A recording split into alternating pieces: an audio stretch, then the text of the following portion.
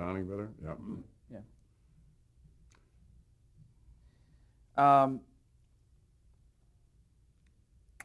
Can you characterize? I know you've done a little bit. Can you characterize the difference between a Jack Parr, a Tonight Show, and a Johnny Carson Tonight Show, as far as tone, as far as Yeah, to try to contrast those two, the Jack Parr version and the Johnny Carson version, but when you were there experiencing it, it was easy to see.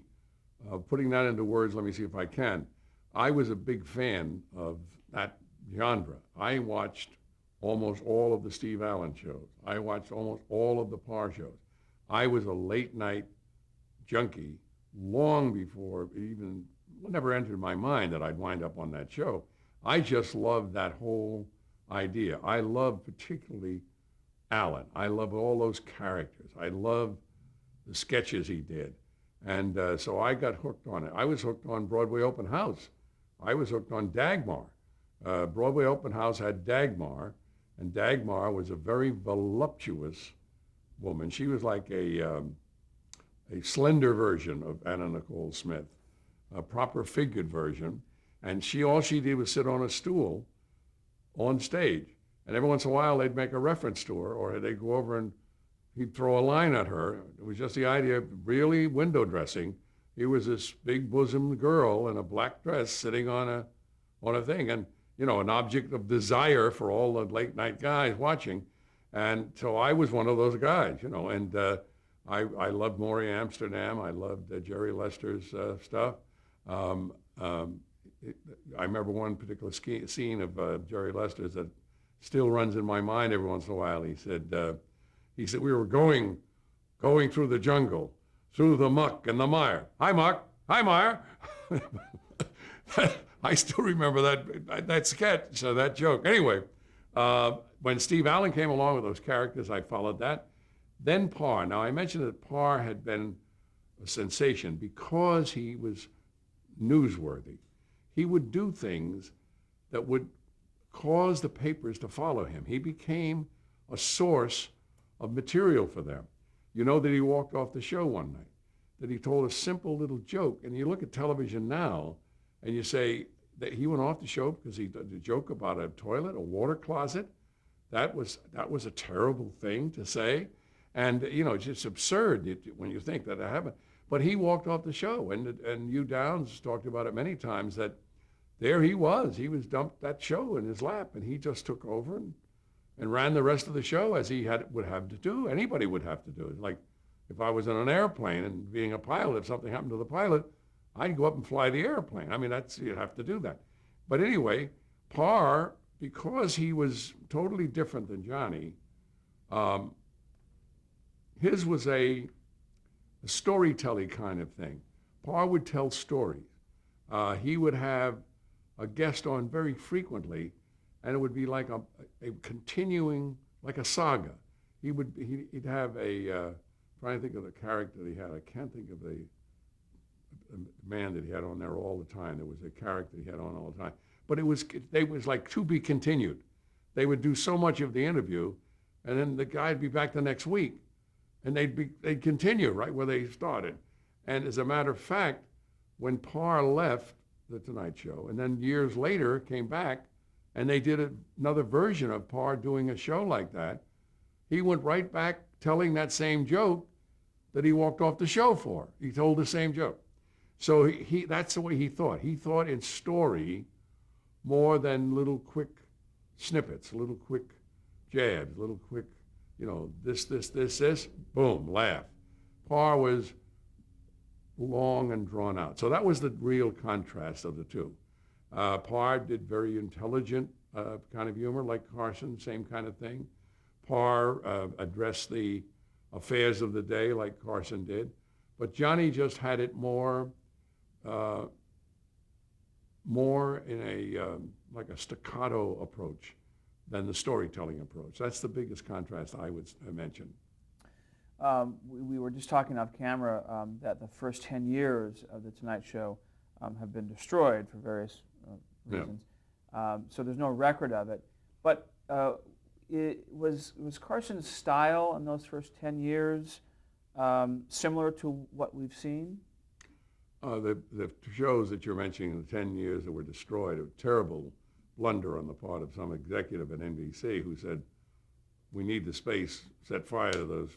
They don't even have the first show. You'd think somebody would say, well, at least let's save the first show. You know, the beginning of a thing that's going to run for 30 years. It'd be nice to have the first show. They don't even have that. But anyway, the answer to that question, was he this similar and so forth? He was always the same. Johnny was always the same. He in person is that same. If he's telling a joke or if he's commenting on something, he's on top of it. He knows exactly the pace of the lines. He knows where to breathe, where to pause, where to be sacco. And he had it that first night, and he had it every night that I watched him. And I think over the years, maybe he became a more skilled interviewer just because he did so many interviews. But he had already been doing 4 years of that on Who Do You Trust?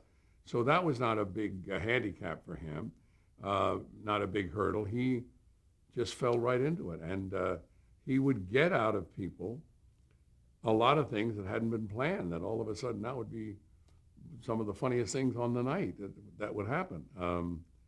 There's a great scene that's been repeated many times. We did it in a couple of anniversary shows where we would take a compilation of all the good parts of the year and do a show just about that. Here's what happened this past year.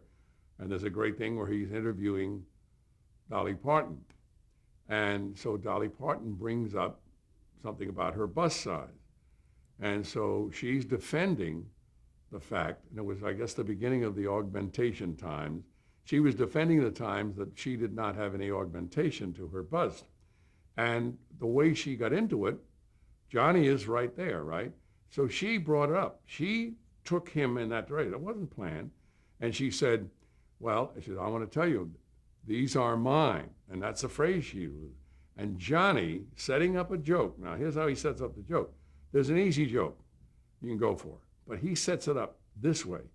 He says, well, he said, we wouldn't, we have certain high standards on this show. We just wouldn't, I wouldn't think of the high quality of this show, but I'd give about a year's pay to peek under there. Well, he could say that line, I'd give a year's pay to peek under there. It's funny. That would be a funny line on her saying, these are real. But setting it up the other way makes that so much more valuable. We have certain standards on this show, you know, very mock seriousness. We would not do that. But I'd give about a year. I mean, that's a very, but these are the kind of things that would come out of his, you know, going with the flow. She brought it up, he went along with it and got some good comedy material out of it. And that would happen all the time. That happened on the first show. It happened on every show I was with. Amazing. Yeah. Natural. Yes. Yeah. Let's talk a little bit about the idea of the phenomenon of live television in those first 10 years. Could you describe for us, for someone who's never been in a studio or a control room, what it's like to put on a live show in the context of the Tonight Show? We want to answer that, you know, properly for everybody that's going to see this, and that is that live is really different. You feel different. You perform differently. Live versus having the luxury of tape that you can repair, or in the old days, film that you could repair or fix. It's a total different thing. I do a telethon every year. Been doing it for 35 years. I look forward to that. I like the idea of live. I grew up on live television. Everything I ever did in television was live. We didn't have the luxury of tape. We couldn't afford kinescope. So it was always live. So doing the Tonight Show live was not a burden for me. It was very natural. I knew that's what we would do. What happened when it went to tape, Johnny kept that live atmosphere alive. He didn't change anything. We had all our clocks set at the time we were on the air. If we were doing it at 5:30 in the afternoon and we were on the air at 11:30, the clock was set at 11:30. And we went by the second hand. Johnny had been a radio man like me. If you've been a radio man, you live by the second hand, not the minute hand. Because when that second hand comes up till 12 o'clock, Good afternoon, ladies and gentlemen. I mean, you start right on that first second off the 12. So he grew up with that. So when we went to tape, he insisted that all the clocks be set at the time the show was on the air, and we treated it like it was live. We didn't stop and go. If somebody flubbed, they flubbed. If the song didn't go exactly right, it didn't go exactly right. On very, very rare occasions did we ever stop and go. Once in a sketch where Johnny had to hear something and he couldn't hear it, and it was vital to the sketch or the sketch wouldn't have worked, there was a stoppage. But that was like the only time it happened with John. It happened once with John Davidson when he was hosting the show, where he was doing a song and he couldn't hear himself, and he needed that to stay in with the music, with the band, because the band was so loud. He had to stop, and we fixed that. But the rest of the fixes were only fixes where we took something out. If there was some material that wasn't acceptable, or that maybe in the early morning somebody would say, geez, I wish I didn't say that, got into an area of conversation they might not want. Fred DeCordova got to be so sophisticated with this that when they got into that area, which you might want to remove, he would start a clock. He had a little clock that he would start, and it would run for so many seconds. And then he would run the show over that many seconds, because they then could slice it out. And when I would go talk to the audience, sometimes I would talk to the audience deep in the show just to fire them up again. I'd go up in one of the breaks, and if it had been pretty wild and woolly conversation, you know, little double entendre or whatever, I would say, oh, are we going to be busy in surgery tonight? The joke that we would be back taking stuff out of the tape, but not often, didn't happen much. Most of the shows, the vast majority of the shows, even when we were taping, we approached and did as though they were live. But for an ordinary performer, not a Johnny Carson, when they get on tape, they get very luxurious with that idea. They get very lax with that idea. They know they can fix it. Bob Hope, one of the greatest entertainers of all time, a monument of entertainment. But, you know, if the joke didn't go, let me do that again. Johnny didn't believe in that. He didn't want any part of it. He wanted that thing to go out, to leave the studio in its proper form, just like we did it. That was how it was going to go across the country. Do you remember after the first show went off the air, what kind of, was there applause? Was there some discussion afterwards of how it went? Do you remember kind of the atmosphere? I'll tell you what happened. This is a good question. What happened after the first show, because it's very interesting. After the first show, everybody felt we had done a great show. We had great artists, and it seemed to have worked. Everybody was in a gleeful, joyous mood. And everybody went into Johnny's outer office of his dressing room. He went into the dressing room office, and on the outside where the secretaries and assistants were, everybody gathered there that was involved in the show. All of the writers, all of the talent coordinators, the people that arranged the guest interviews, the director, the assistant director, the producer, the associate producer, and I went in there. I was sitting outside. And it took a while. Johnny was taking a while. He was either talking to somebody in there privately, maybe the director had gone in with just him, and he was saying, not the director, the producer, and he was saying, so what do you think? Did we nail it? Did we get it? Whatever. So it took a while. So I looked around and I said, and I had to go back to Philadelphia. So I said, I'm looking around, I said, do I want to hang around for this meeting? As a matter of fact, I don't. Why do I want to go to this meeting? And somebody said, well, then you went over there and you should have gone. I'm not going to do it. I quietly excused myself, left. I met some buddies. We had a couple of drinks to celebrate. I got on the late train to Philadelphia that night. The next day, no one said anything. You know, where were you, Ed? I never went to a meeting after the show, ever, in 30 years. I never went to a meeting. I never went to a production meeting. I decided I was not going to go to these meetings, and no one ever said to me, come to the meeting, or we missed you, or you should be there. I would come in every afternoon and do my rehearsal of the commercial, or tape it for that night, whatever that quality was. Sometimes we do them live that night. Often we do them live that night. But then I would go in and see the producer. I'd just walk in on the producer and sit down, And I say, anything I should know? No, not much. No, I think we're going to, no. That's how I prepared for that show. Pretty good. Great. Wow. And the producer would obviously be responsible for handling all the rest of it. And we've talked about Art Stark. And do you know why Art Stark left the show? I don't know. Art Stark left the show. I don't remember why, whether it was ill health or what. But what happened was there was a trade-off, and this is kind of interesting, and I learned this much later, that Johnny wanted Art Stark. NBC wanted a guy named Perry Cross, who was under contract to NBC and very successful, like an in-house producer that they had under contract. So there was a discussion back and forth. Johnny wanted me. NBC didn't particularly want me. So there was a trade-off. Johnny, to get me, would take Perry Cross. So Perry Cross did it for the first couple of years, and as soon as he could get strong enough to get Art Stark moved into the slot, Art Stark replaced Perry Cross. Now, Johnny and Perry Cross were very, very close. They became great pals. But he wanted Art Stark. He felt very comfortable with Art Stark. Now, he did it, and you have to check your notes, history. I just don't know how. It seems like forever, because we did so many shows. But I would say it's got to be 5 years, maybe more. And I don't know whether he left because of ill health. I don't know exactly. But there was a fellow named Rudy Tejas who was one of the talent coordinators, and he replaced Art Stark. And then it went Rudy Tejas to Fred DeCordova. And Fred DeCordova must have done the last 17 or 18. Did he tell you how many years he did? I'm thinking actually from his interview about 22 years. 22, that would be right, yeah. So then Stark couldn't have done 5 or 6 years because everybody had a couple of years, let's say, before we got to DeCordova. Got it. Can you talk about the Tonight Show theme song?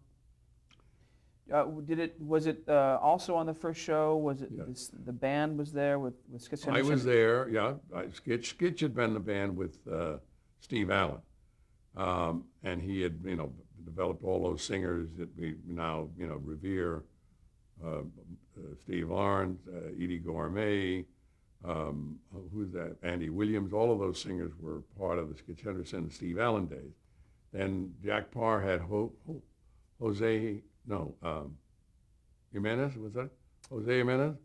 I'm getting confused with the name of the character that what's the name did. Jose Jimenez, the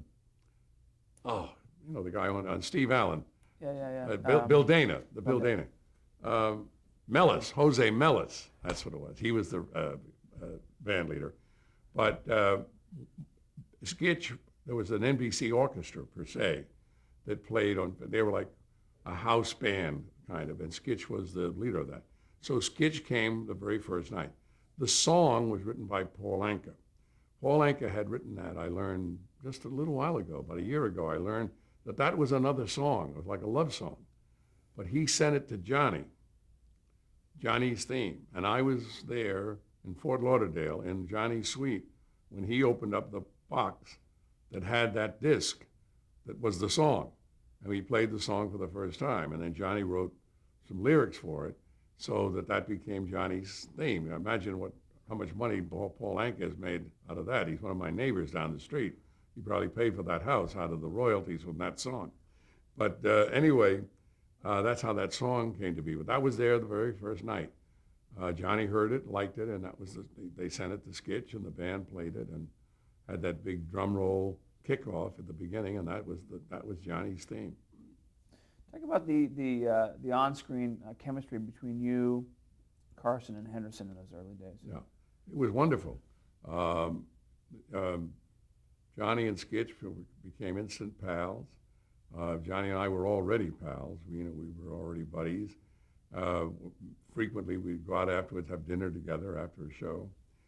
He'd invite me, like in the last commercial, a lot of things I mentioned about when we were talking over there, how during the last commercial break, a lot of things would be told to me of importance, like, shall we do another year? Shall we move to California? This would be a discussion we'd have in that last 2-minute break. So he would look at me and say, you want to have some dinner?